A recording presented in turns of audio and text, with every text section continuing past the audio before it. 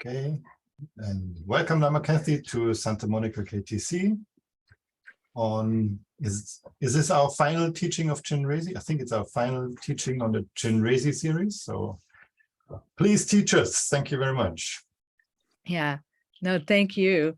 And I'll just thank you very much for inviting me to talk about this because a number of years ago, Khenpo Karthar Rinpoche, when he gave me the list of teachings he wanted me to give here, there, and everywhere, he said, make sure you teach Chenrezig sadhana because it's a really important practice. And so, so he said, teach it as much as you can and in as many places as you can. So part of the reason that I was delighted about this was because this class is because at Columbus KTC, Chenrezig was our very first practice that we did even before we did the practice of shamatha meditation. As a group, we were chanting Chenrezig mantra, Om Mani Padme Hung, as a group. So what I wanted to do with this class was give you an introduction to the short practice of Chenrezig that was written by the great Tibetan saint Tongtong Gyalpo, who wrote this, I believe, centuries ago, probably 13th, 14th century, somewhere around there. And it remains the most commonly recited Chenrezig liturgy in our tradition of the Karma Kagyu tradition.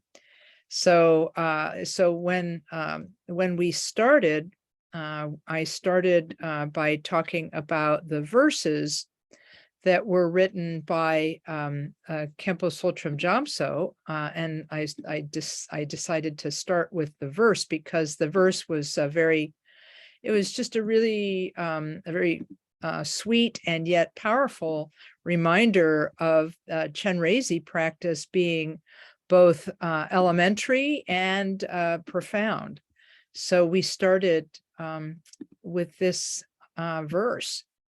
Emptiness has compassion for a heart. This is the real Chenrezig. The Chenrezig with a face and arms is just a mere appearance. Use your practice of the merely apparent Chenrezig to realize the true nature, the true Chenrezig. So from the point of view of ultimate truth, the real Chenrezig is the empty and yet aware nature of mind.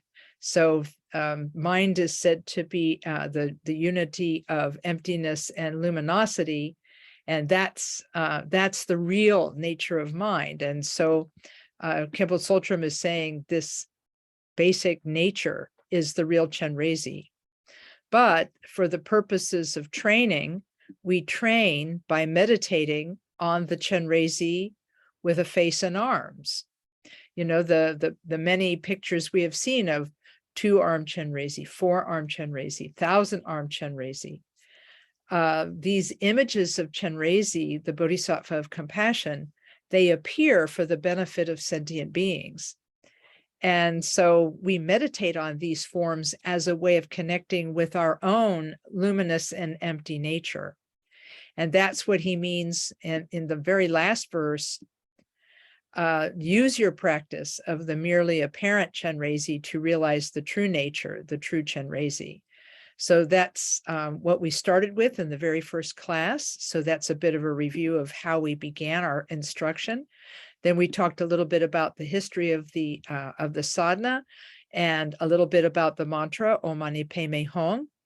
And then I introduced the short practice of Chenrezig and talked to you about the 15th Karmapa's commentary on Tongtong Gyalpo's sadhana. And so what I did with the help of my friend Tom Earlywine was I created a short practice of Chenrezig that could be used by anyone, because Khenpo Karthar Rinpoche said, yes, technically it's great if a person can have taken the vow of refuge before they practice Chenrezig. It would be great if they can take the refuge vow and dedicate themselves as a Buddhist. But even if they cannot do that, anybody can practice Chenrezig, he said, because it is the most accessible of all of the practices, and it has many benefits and no danger. That's how he put it. And so he gave us the images of Chenrezig to meditate upon, and he said that would be very beneficial for us. And so I created this short practice based on the 15th Karmapa's Chenrezig instruction commentary, because Khenpo Karthar Rinpoche said that's the commentary to use. That's the one you should use. And so we start the practice by thinking about the form of Chenrezig, imagining that Chenrezig is in front of us. And after visualizing him and thinking that he's present, we also think that we are leading all sentient beings who surround us in taking refuge in Chenrezig. And that's how the practice, the short practice of Chenrezig, begins, with the refuge in bodhisattva, bodhicitta prayer. In the Buddhas, the Dharma, and the supreme community, until I reach enlightenment, I go for refuge. By practicing the 6 perfections, generosity, and so forth, in order to benefit beings, may I achieve Buddhahood. And so after reciting this 3 times, we imagine that light shines on us from the Chenrezig that's in front of us. And it bathes and washes away all of our impurities and ignorance and negativities. And that Chenrezig then dissolves into light and merges with us, blessing our stream of being. And if you remember from the earlier class, I said part of the reason that this is beneficial is because many of us bring ourselves to practice with a feeling of not maybe being good enough to practice Dharma. Maybe we're too confused to practice Dharma. We might have that mindset. Maybe we think, oh, I'm too confused to practice Dharma. But by starting in this way, imagining that Chenrezig witnesses our taking of refuge and then shines light on us to purify us, and then he dissolves into us. This is a way of sort of adjusting our attitude and thinking, wow, I actually have a blessing. I actually can practice this. And that then leads us to the second part of the practice, which we talked about in the last 2 classes. We say, on the crown of my head and the heads of all beings filling space, on a white lotus and moon disk, is the seed syllable Hri. And from this letter appears the Supreme Exalted One, Avalokiteshvara. If you remember, Avalokiteshvara is the Sanskrit name for Chenrezig. He's luminescent white, radiating 5 colored rays of light. He gazes with eyes of compassion. Of his 4 hands, the first pair are held palms together at the heart. The lower 2 hold a crystal rosary and a white lotus. He is adorned with garments of silk and precious ornaments, and wears an antelope skin as an upper garment. He is crowned by his guru, the Buddha of boundless light, Amitabha. Chenrezig's 2 legs rest in the Vajra posture, and his back is supported by an immaculate moon disk. Chenrezig is, in essence, all of the sources of refuge combined. And so we think that above the top of our head and the head of all beings is the seed syllable Hri, which you remember we talked about last time. It could be visualized in its Tibetan form, or just visualized as a sphere of pure white light shining with the 5 colors above a lotus and a moon disk above our heads. And we imagine then that this seed syllable instantly changes into Chenrezig. And in other words, there's a Chenrezig above our head and a Chenrezig above the heads of all sentient beings. He's made of light and not solid. And after visualizing him and thinking that he is present with us, we say a prayer of praise to Chenrezig 3 times. Lord, unmarred by imperfection, body white in color, whose head is ornamented with a perfect Buddha, Gazing on beings with an eye of compassion, to Chenrezig I reverently bow or prostrate. And so we then lead all sentient beings in this prayer. Then, after having prayed in this way, we imagine that light rays emanating from the exalted one, Chenrezig, from his body, purify impure actions and appearances and confused mental states. We think that the outer environment that we have thought of as being such an ordinary place becomes the pure land of Dewa Chen, the blissful. And the beings within, their body, speech, and mind, become the body, speech, and mind of the Lord Avalokiteshvara. Appearances, sound, and mental states become inseparable from emptiness. So while chanting, we imagine that the Chenrezig above our heads bathes us and all sentient beings with light, which washes away all of our ignorance and negativities and changes us all into Chenrezig. And in keeping with the earlier visualizations, we, our own body, is not solid, and we are made of light. And now we also have the same form and attributes as Chenrezig. So we're Chenrezig. All beings in the universe are Chenrezig. That means all the people we like, all the people we don't like, all the insects, all the birds, all the fish. Every single being is transformed into Chenrezig. A couple of my friends have told me that this helps them because they sometimes feel a little bit hopeless, like maybe, oh, I'm never going to get enlightened. It's not going to happen for me. And so we get to enjoy the idea of actually, and rehearse the idea of actually being purified and becoming a Buddha and being a Buddha for a short period of time. And so the Chenrezig practice is incredibly powerful in that it helps us overcome the veils that cover our Buddha nature. That light coming from Chenrezig's form transforms all of our veils and purifies all of them, and we become Chenrezig with our body, speech, and mind. And this is as far as we've gotten in our class, but I wanted to review all of this with you so that you could sort of think your way through the practice and remember what we had talked about. And then at the conclusion of this, then we recite, not the conclusion, but after this purification, we then recite the mantra Om Mani Padme Hum as many times as possible. And we think that during this mantra recitation, we think that all beings in the universe in the form of Chenrezig are saying Om Mani Padme Hum along with us. And that all form is the nature of Chenrezig, form and emptiness, inseparable. All sound is of the nature of mantra, sound and emptiness, inseparable.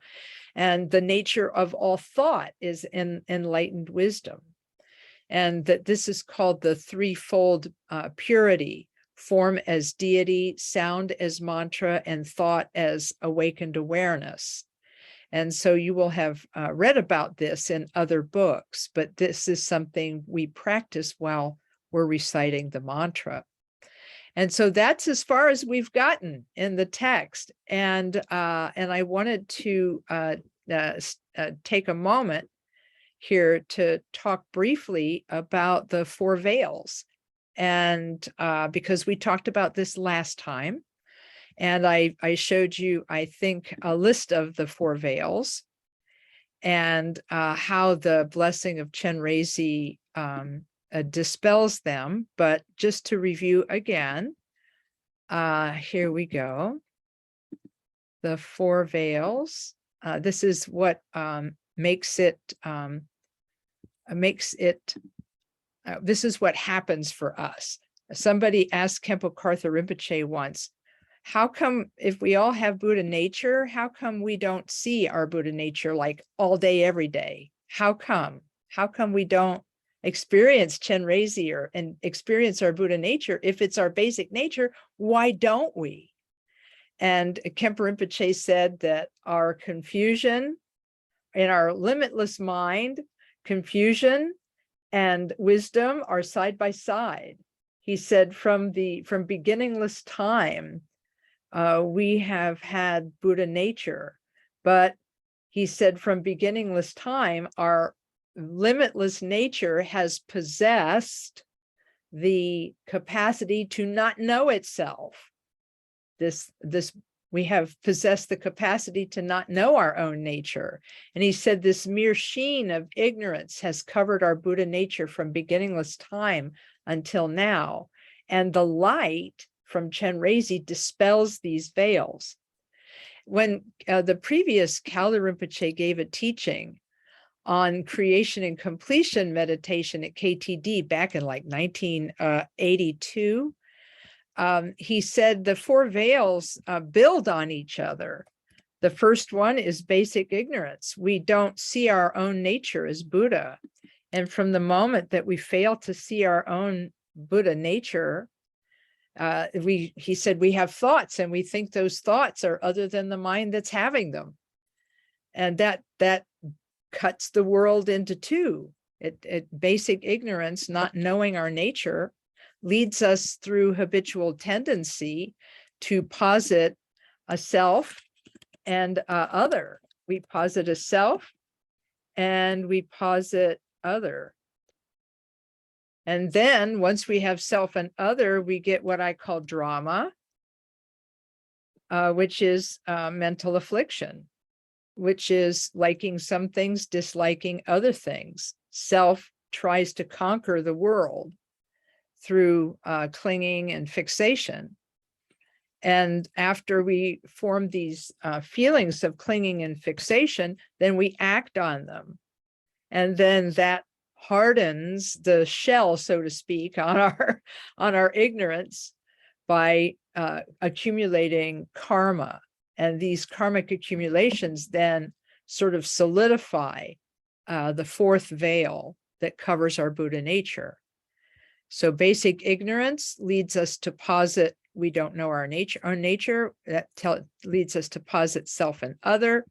That brings up mental affliction, the veil of mental affliction, and then the veil of karmic accumulation. And so in the 15th Karmapa's commentary, he says that the light shining from Chenrezig's form above us actually gets rid of all of these veils. It dispels them all. And then we are revealed, our Buddha nature is revealed as Chenrezig. So we get to purify ourselves of all of our four veils: basic ignorance, habitual tendency, mental affliction, and karmic accumulation.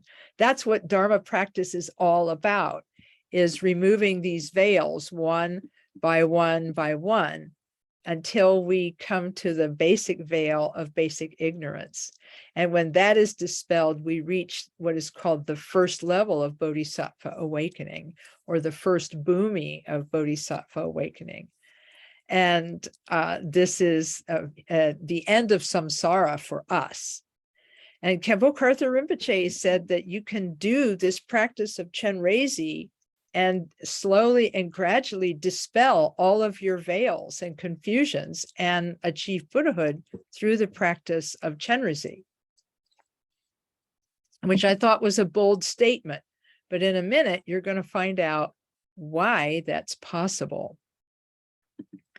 So, so that's kind of a little bit about what is being purified by the light. And now you might say, well, how is it that reciting this practice and doing this visualization, how is it that that can bring about Buddhahood for us? How is that possible? Well, the 15th Karmapa explains it in his commentary. And let's see, I have that here. And by the way, I've shared with you the titles of the two books that I'm using. One is Trainings in Compassion, edited by Tyler Dewar. And this is available online. You can get it as an online book. And Chenrezig, Lord of Love by Bokar Rinpoche is the other book I'm using. And this is also available as an ebook. So I'm going to be looking at the ebook of Trainings in Compassion for a minute here. And let's see, here's the picture of the 15th Karmapa. We'll start there. So the 15th Karmapa, the Karmapa, of course, the Karmapas are all thought of as being emanations of the bodhisattva Chenrezig. And the 15th Karmapa wrote a commentary on Chenrezig called The Continuous Reign to Benefit Beings. And we're going to skip down through it because it's quite long, but I wanted to show you I think last time we began to cover this part and talked about the 6-syllable mantra Om Mani Padme Hum, which is explained in detail in this book. But today, I'm going to see if I can make this a little bigger. Okay. Yeah, here we go. All right. Okay, so wait a minute here. Yeah, here it is.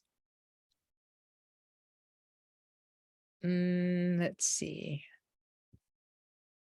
Oh, yes, here's the purification.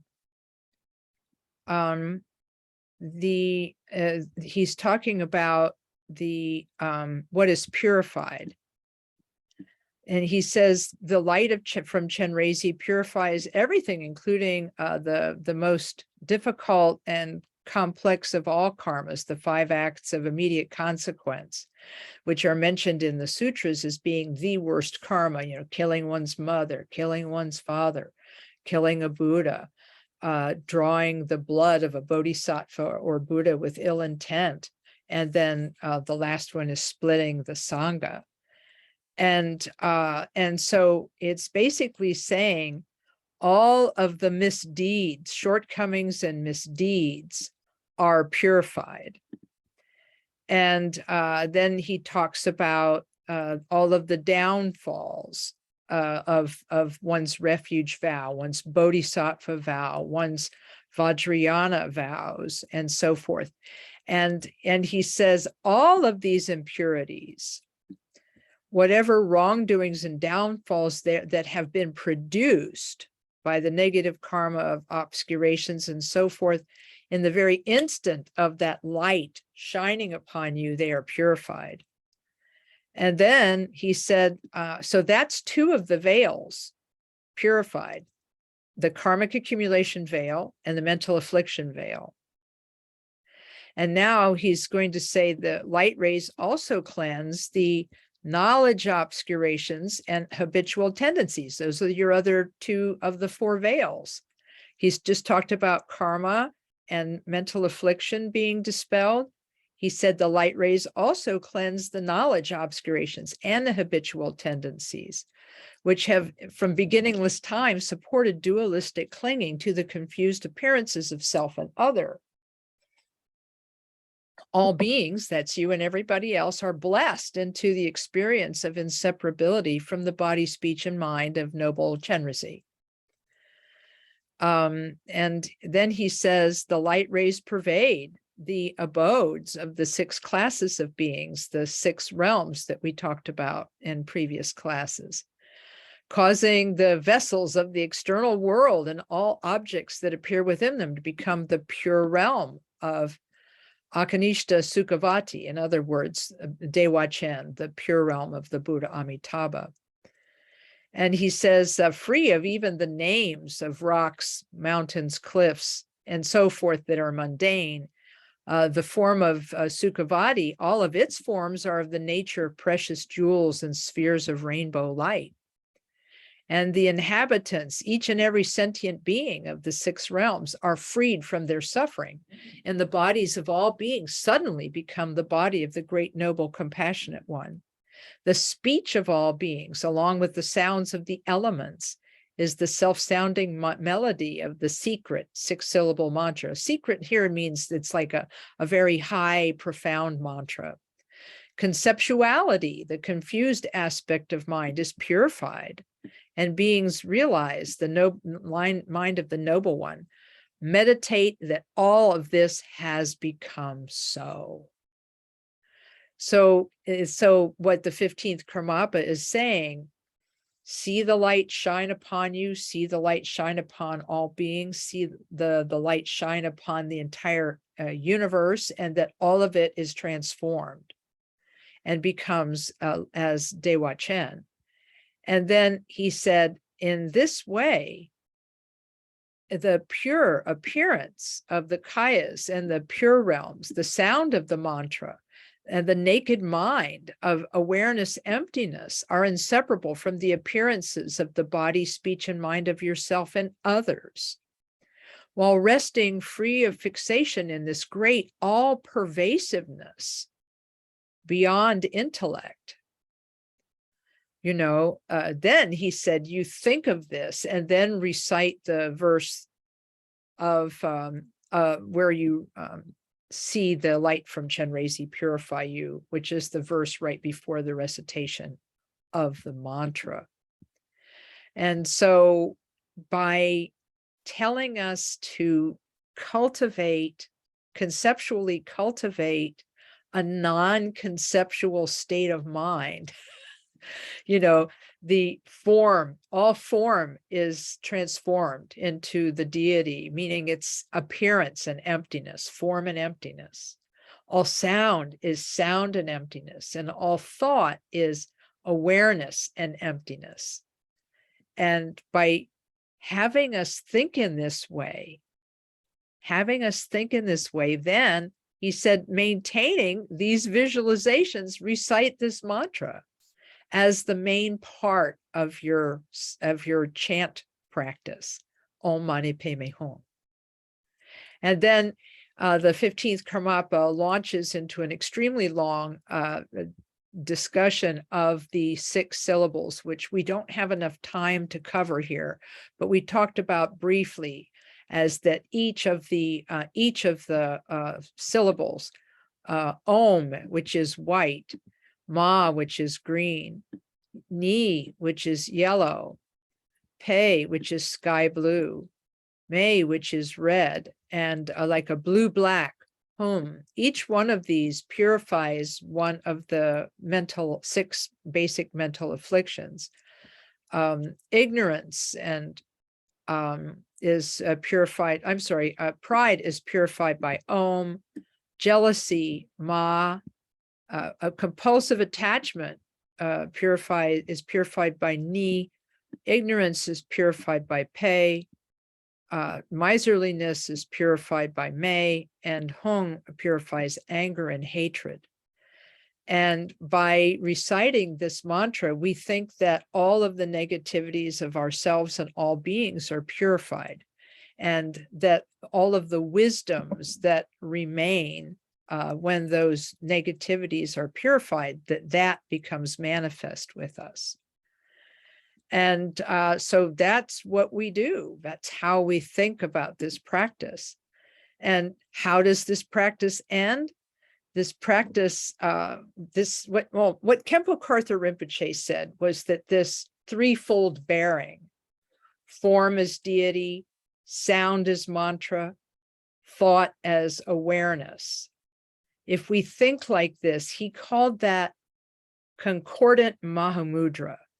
In other words, it's a technique of meditating that harkens back to Mahamudra meditation, in which we meditate on the nature of mind as emptiness and luminosity.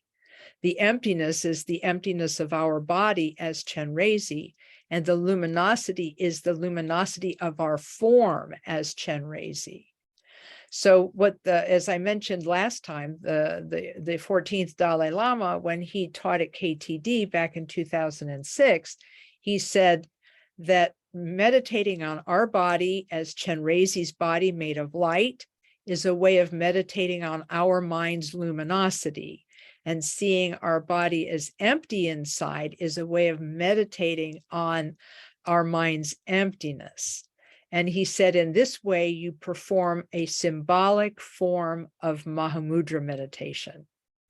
And so that's what we are. This is why we train with this practice, because this practice allows us to hold our mind in a training state in which we manifest momentarily the fruition of all Dharma, which is awakening, a mind that is awakened.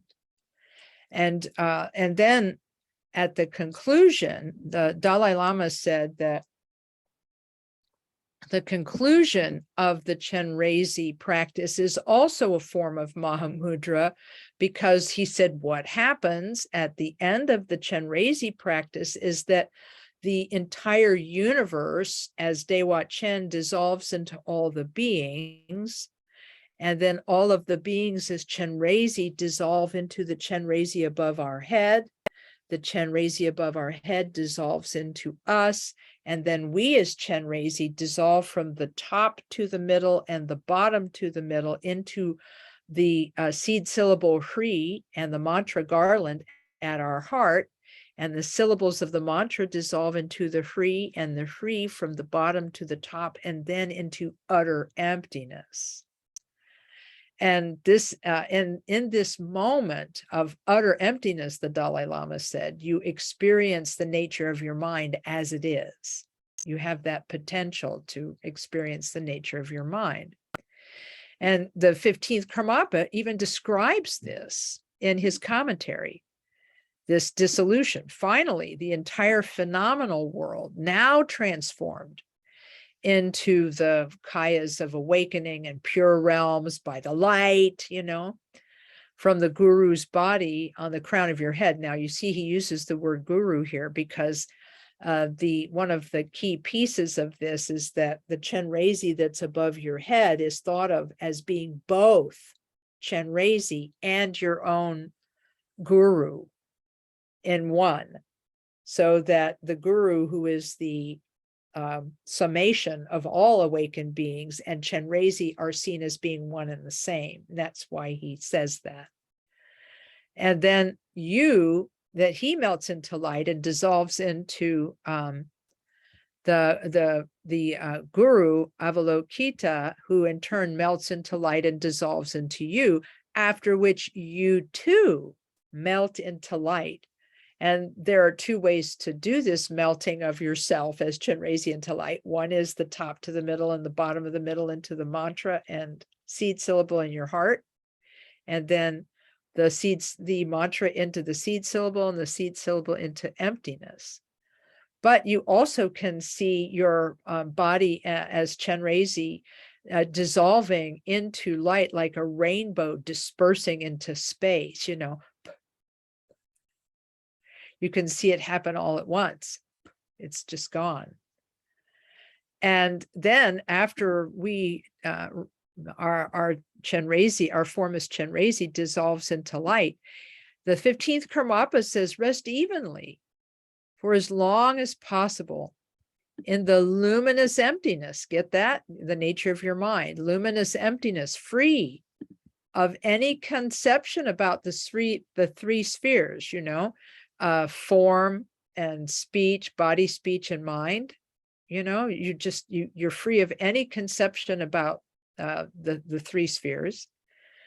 And also in the footnote, he says there the actor, the action, and the object. So that's another way of looking at the three spheres, not just body, speech, and mind, but person doing the meditation itself, and the object. He says that you cling to self, another, deity, and mantra. So just be without all reference point.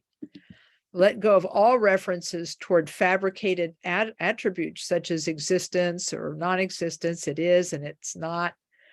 He said, free of viewer and viewed, not differentiating appearance, sound, and awareness from emptiness, rest as long as possible in the mind of the noble Chenrezig, the natural face of the all-pervading Dharma Dhatu, the wisdom mind of awakening.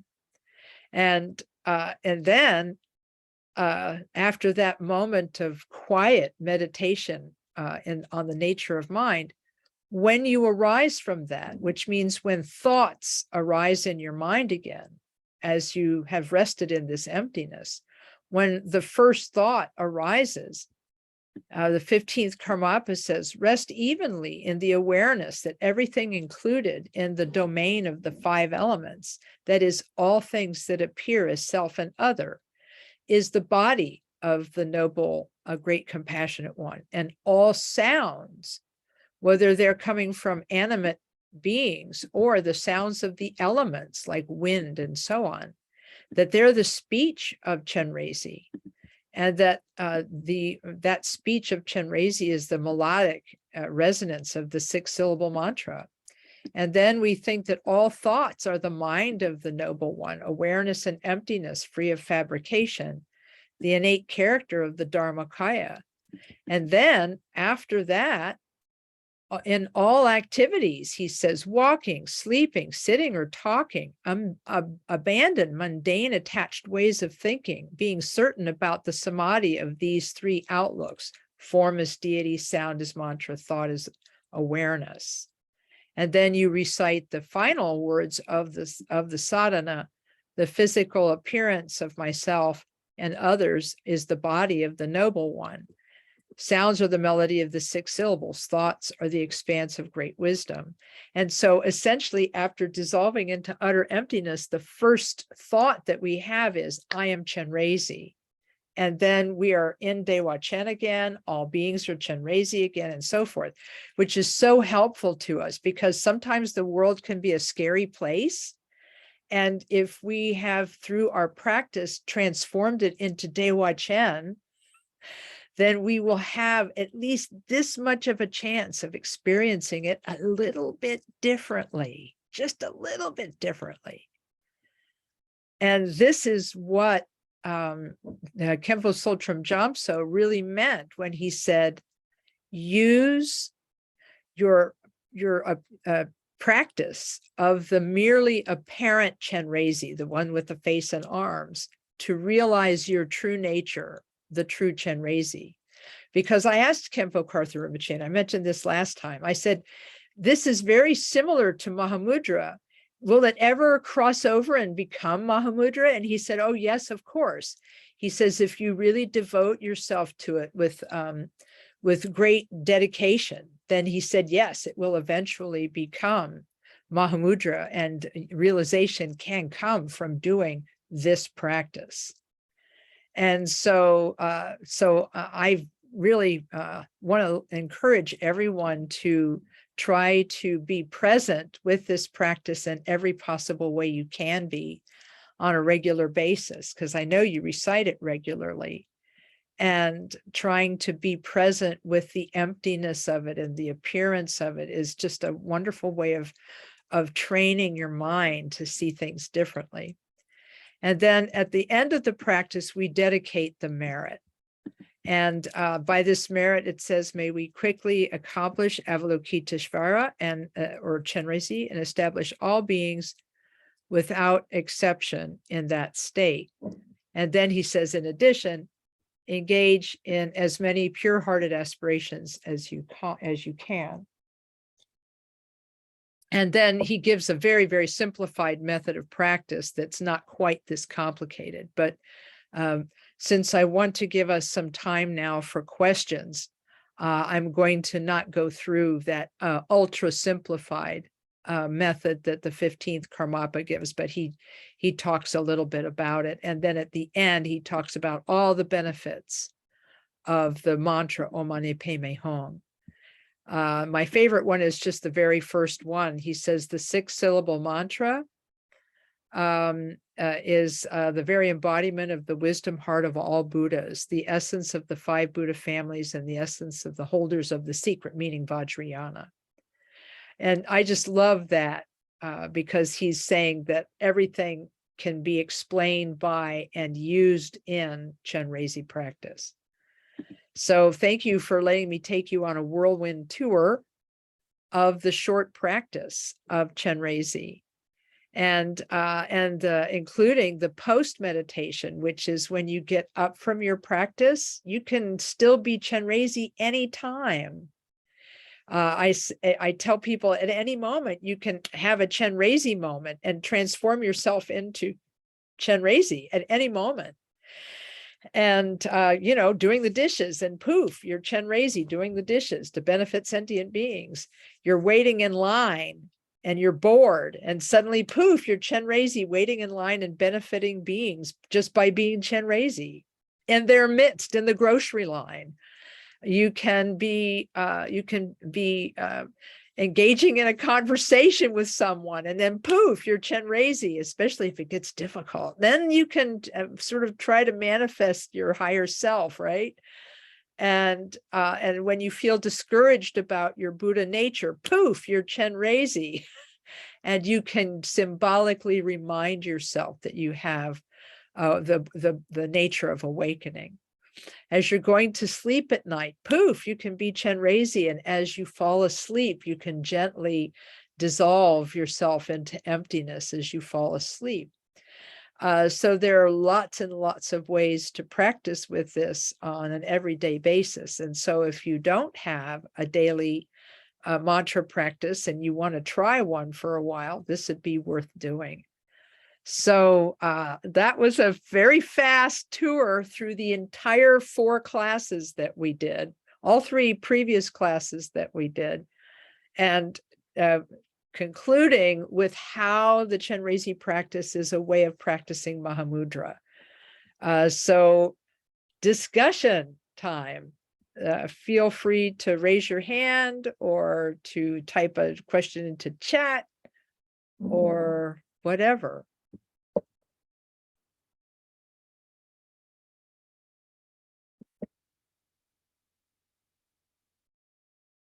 Not everybody at once now. So anybody have a question or comment or? I have a quick comment, Lama Kathy. Yes. I think you mentioned it before, but I don't know if I pronounced it right, but Tongsten Gyalpo, the Tongten Gyalpo. Yeah. The author of the Chenrezig Sadhana. Yes. He was also an inventor, an architect, as far as I know. Is that correct? Yeah. That is correct. And the reason why I'm mentioning it is because Daniel gave me, let me find this quickly. I don't know if that's visible here, but it's basically a ring. Oh, yeah. And this ring, when I get closer to the camera. Yeah, there you go. I'm sorry, I still have Halloween makeup on my fingers. And this ring is apparently was made from one of the bridges, the iron chains from the bridges he built. He basically built the chain hanging suspension for the bridges, which apparently wasn't, or I think at that time wasn't really done before, but that's my little connection there. And the other thing I wanted to say, we had a Nendro discussion last week, and a little bit what came up is a lot of people felt like Nendro is the only practice you have to do on our path of getting to enlightenment in the Kamakaju school. But I think what you said is really interesting, and I think we sort of talked a little bit about that as well, that that's not the only way. You can also, for example, practice Chenrezig if that's what's better for you. Correct. Is that correct, right? Yeah, that's correct. For people, because sometimes they feel like, oh, if I don't do Nendro, then, So anyways, that's my comment, which is not really a question, I guess. So. Yeah. Oh, I can say something about that, though, because I know this to be the case because, we all look to Khenpo Karthar Rinpoche as the example of a teacher who understands our needs and understands our capacities. He was able to teach to individuals and teach them the way they needed to be taught.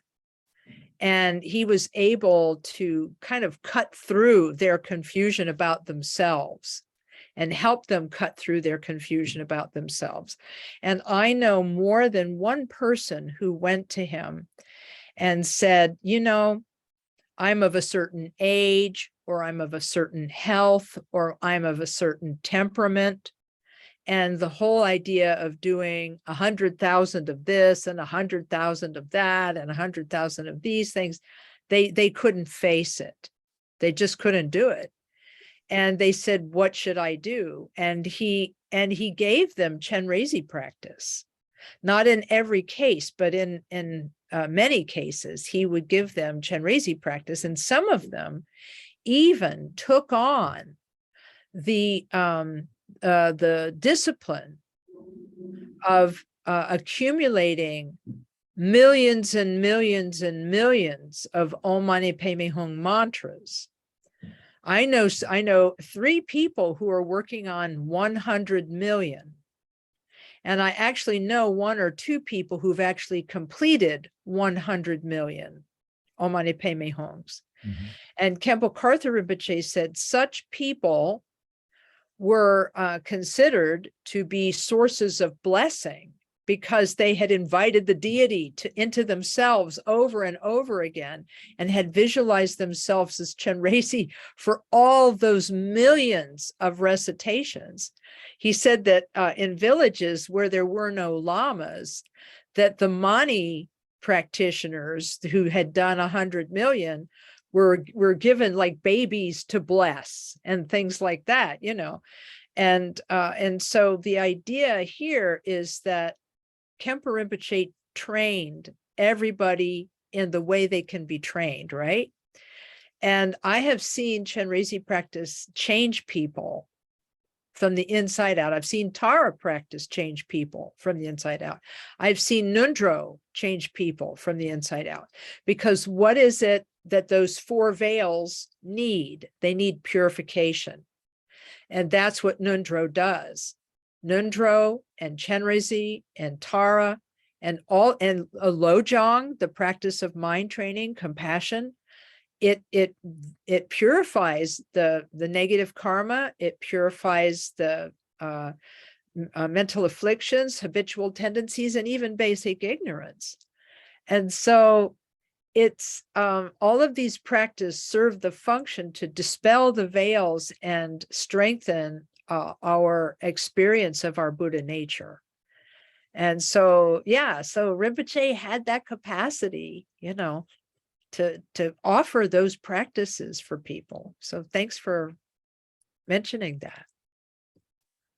Other things that people might want to say.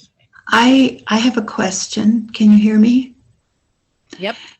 So when you may have covered this in the other sessions, but when I am reciting the mantra,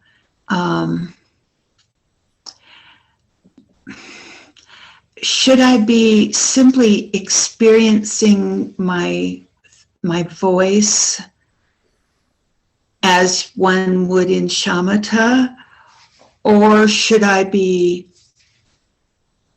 I'm just not sure. I mean, I've used it so many ways in my life, but I wonder if you could talk a little more about what I'm doing when I'm reciting the mantra. Yeah, very good. Excellent question. In Chenrezig, Lord of Love, Bokar Rinpoche offers 10 different things you can do. There are 10 different visualizations you can do for the Chenrezig practice, and they're beautiful, and they're just beautiful. They're wonderful. So here's what I would tell you to do. You can get the book and get the 10 visualizations, and then just work on one at a time. But there are other things you can do too. There are simple practices. There's one called clearly visualizing the deity. That's one practice, and I'll tell you what it is in a minute. And then there's clearly visualizing the letters of the mantra. And then there's the practices that he gives in here, which consist of sending out lights and benefiting beings and that kind of thing. And then you also could, if you wanted to, use your voice as a form of shamatha, or anyway, all of these are forms of shamatha meditation. Clearly visualizing the deity works like this. Let me show you a picture of Chenrezig, and I'll tell you how this works. The clearly visualizing the deity is a technique that I was taught by Khenpo Karthar Rinpoche, and it's very nice. You can start with a picture of the deity, and you can start at the top of the head of the head of the deity, and then make a note of how it looks, you know, how the deity's face looks, how the neck looks, how the torso looks, and then the four arms, and then all the way down to the legs and the feet and the lotus underneath. And that's one pass.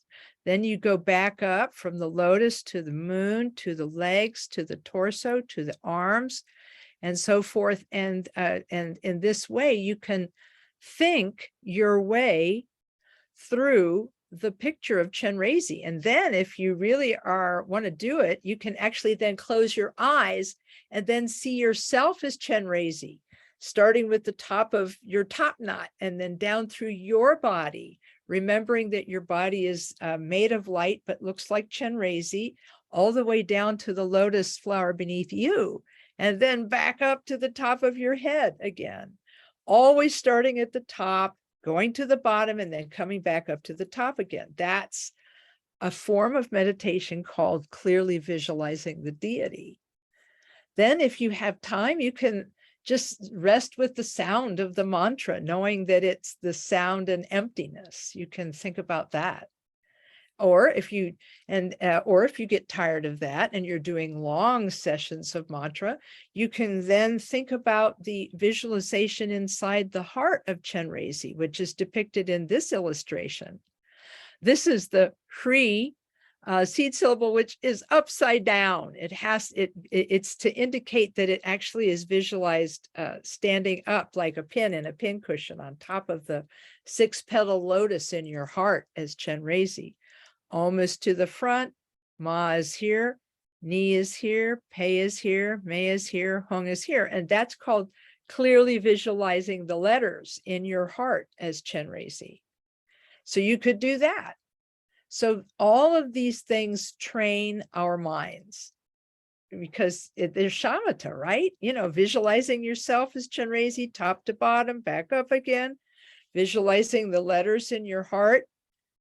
It's all a form of shamatha. Listening to the sound of the mantra, that's all shamatha, right?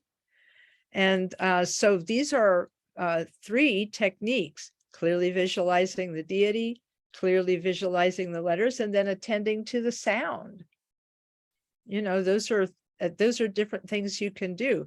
And you can, you know, what Rinpoche said, you can do any one of them. He said, just don't be impulsive about it. Like, oh, I have to do this. And oh, I have to do that. You know, he said, just relax. So I don't know, does that help? Thank you. Yes. All those reminding me, some very good reminders. Thank you. And then if you get the time and you're doing lots and lots and lots of mantra, then you can like do this, what they call the 3-fold purity, where you think all beings are Chenrezig and it's all form and emptiness, and all sound is the mantra and it's all sound and emptiness, and all of thought is, you know, insubstantial and it's awareness and emptiness. And that's that sort of concordant Mahamudra state. So I appreciate you asking about it. It gives you some ideas then. Thank you very much. Oh, you're welcome. Other things, yes. Yes, Lisa. And the daily practice for Chenrezig is on your website, right? As a PDF. Yeah. Right. Got it. Okay. Good. Yeah. And it gives like the, yeah, because that was Tom Earlywine's idea, you know, I think, you know, where I can't remember, maybe it was my idea, but maybe it was his idea, you know, where I had the sadhana on one side and then the simplified visualization on the other side. It's not like word for word from the 15th Karmapa, but it's it's short and you can do it in just a few minutes. So yeah. Okay. Thank you. Your website is my go-to for everything.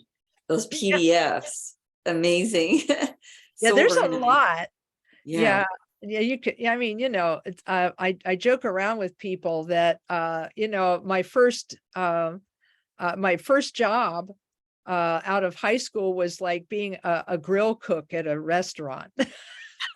But then I worked my way through college and became a journalist. And so I was a professional writer for 15 years. And then, I kind of like went in 3-year retreat and became a Lama. And then, and then I just couldn't stop writing. So it just, just, That's great. That's yeah. great. Anyway, Thank I'm glad you enjoy them. Thank you. Yeah. Other things that people might want to talk about.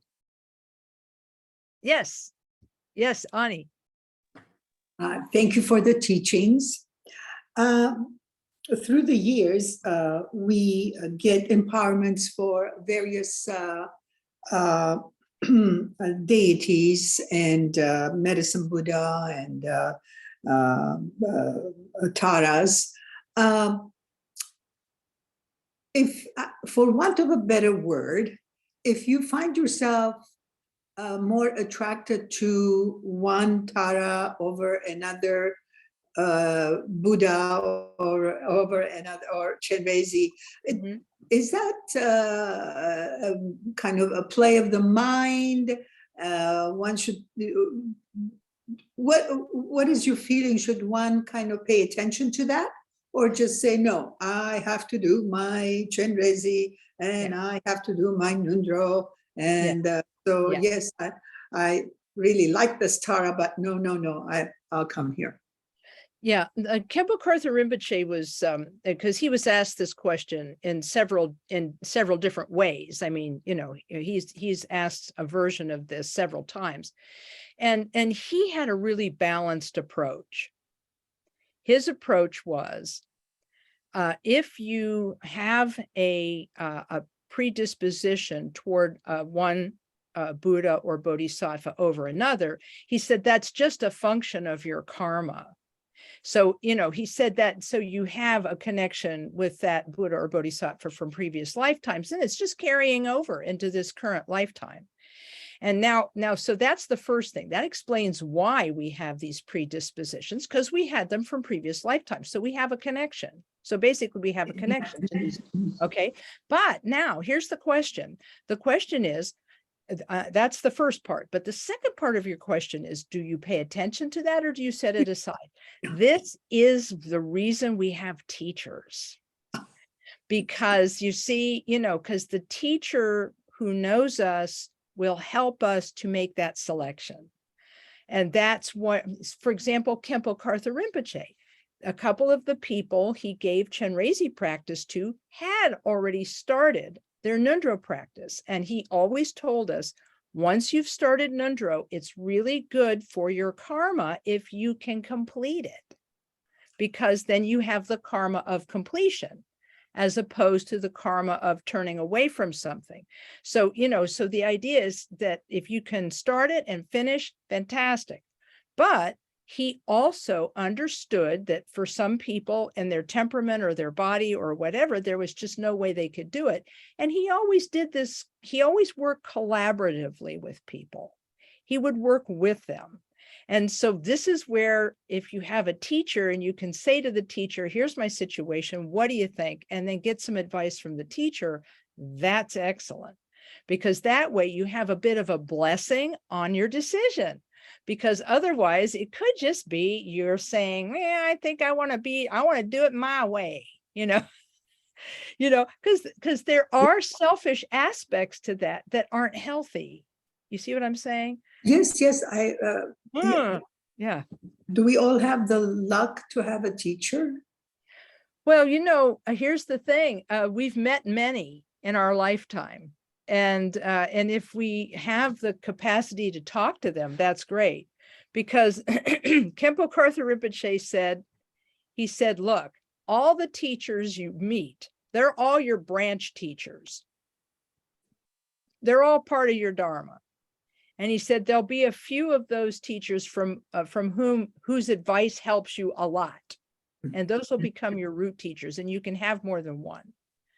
And so, you know, he often just said to people, you know, well, talk to someone, you know, or you can, or if your teacher has passed away, you can do a form of practice with the teacher called Guru Yoga.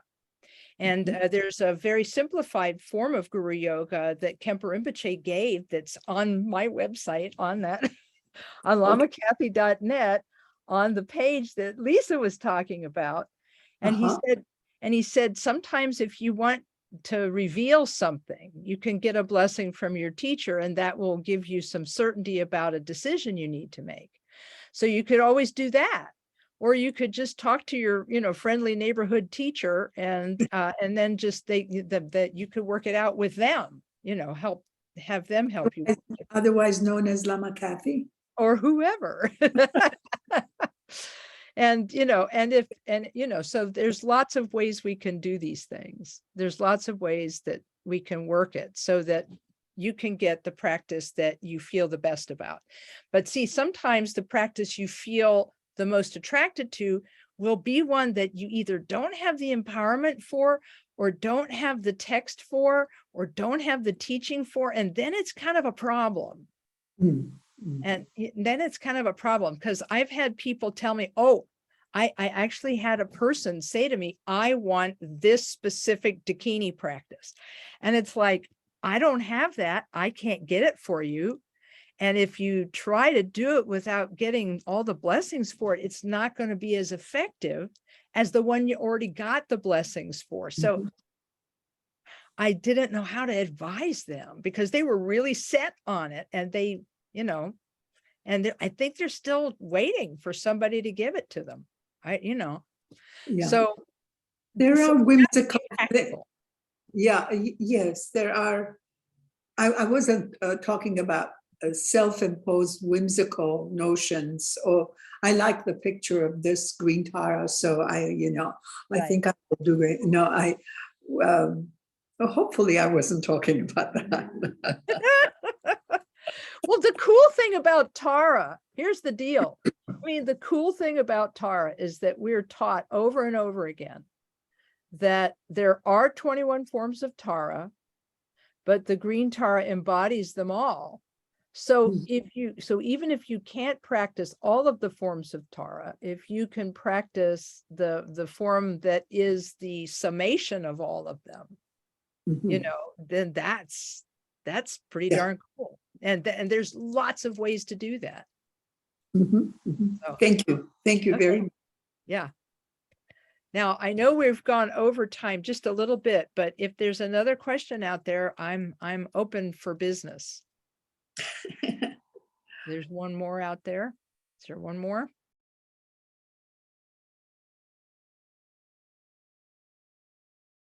Okay.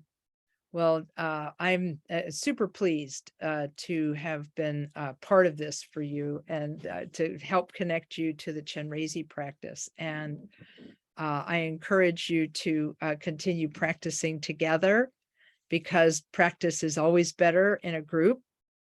And you can learn lots more about the Chenrezig practice from these two books, Chenrezig, Lord of Love. Actually, there's a third one. I just remembered that I didn't show you, and I can't locate on my shelf right away, but it's Khenpo Karthar Rinpoche's book on Chenrezig. It's his commentary on the 15th Karmapa's commentary. And it's the one that has two covers, one in Spanish and the other in English. And you can find it on Dharma ebooks as an ebook. So that's a fabulous book on Chenrezig. So there are three books: the Chenrezig, Lord of Love, Khenpo Karthar Rinpoche's book. Thank you very much, Bruce. I appreciate that. Yep. And then, of course, we have Trainings in Compassion, which is no longer in print, but you can find online as an online book. Yeah. So yeah, thanks for showing that there, Bruce. I appreciate that. So I I'm wishing you good practice, and I have I've been contacted about giving more classes, and so you guys can put your heads together and think about what topics you'd like for me to cover, because I got more time.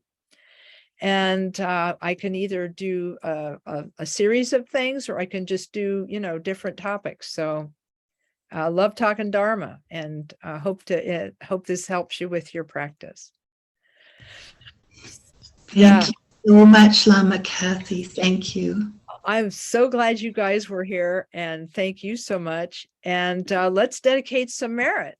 We'll gather together all the goodness that we bring here and dedicate it to all suffering beings, because world's got a lot of suffering right now. I think it's really a good time to be transforming the whole world, right? So here we go. Through this merit, may all achieve the omniscience of Buddhahood. May it defeat our common enemy, wrongdoing, from the stormy waves of birth, old age, sickness, and death. From the ocean of samsara, may we free all beings. May we free all beings. May we free all beings. Okay, everyone, be well. Thank you, Lama Kathy.